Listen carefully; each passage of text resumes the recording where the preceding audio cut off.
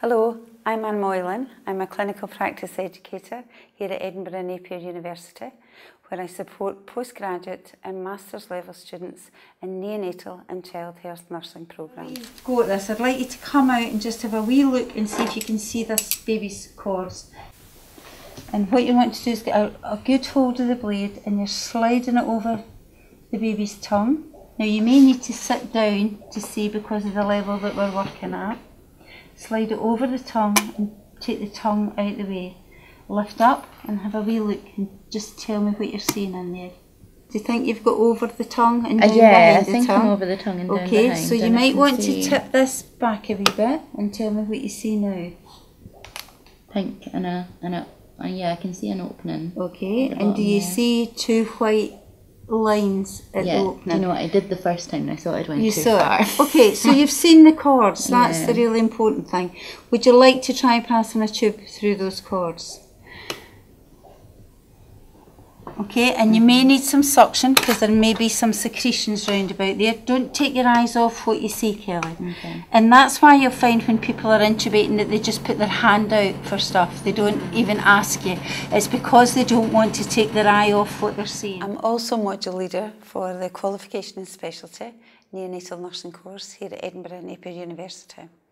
The following film shows you some of our students working in the clinical skills area, the simulation area, and the neonatal nurses here at Edinburgh Napier from all over Scotland. Phrenic angle is just at the corner.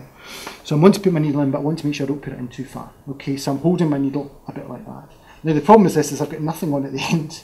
So the danger is it's quite difficult. Some people will pop their finger in the end and try to manage that because there's not really anything else you can do. If I put a three-way tap in that, I'll not be able to get the dilator. Okay, so position in here, just at the side and popping that in, and I'm keeping my finger on the needle so that I'm not tempted to put it any further. Okay, and now what I'd have on the end is a syringe there. So I'd have syringe on the end there and I'd know exactly that I'm in and I've got air coming. So I've got my syringe on at the end there, so I know that I'm settling in the chest.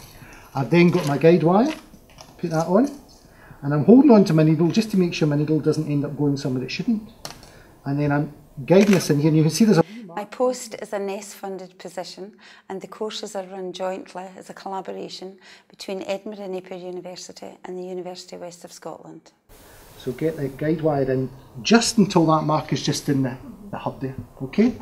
Then what I have to do is very carefully remove my needle and try, if I can, have my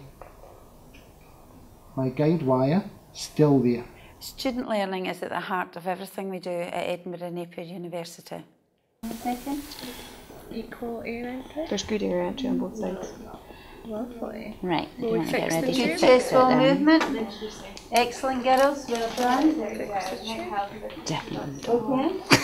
Pardon? Pressures, would you like Definitely your the goal. ventilator? It'll start at 20 over 4. Lovely. Do you want a backup rate on that? 30. Lovely. 30? 30.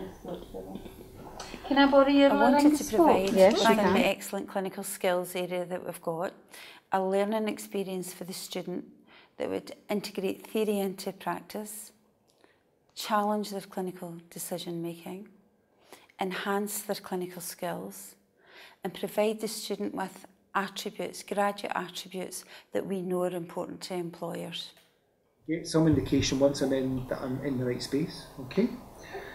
I've got my space there, so I'm going to go for this wee space here, just here. So I'm going to get you to hold the baby just now. My nipple there and my needle there, and what we've done is we've got the baby cleansed and draped, we've got my gown, God, so we've got the incubator, good light, we're putting our local anaesthetic, we're now ready to put in our needle, okay? So I'm holding the needle here because what I don't want to happen is for me to put that needle in and go, because what will happen is I'll put that in and it'll just go all the way through. And then I've got something that's went all the way through the middle of the baby.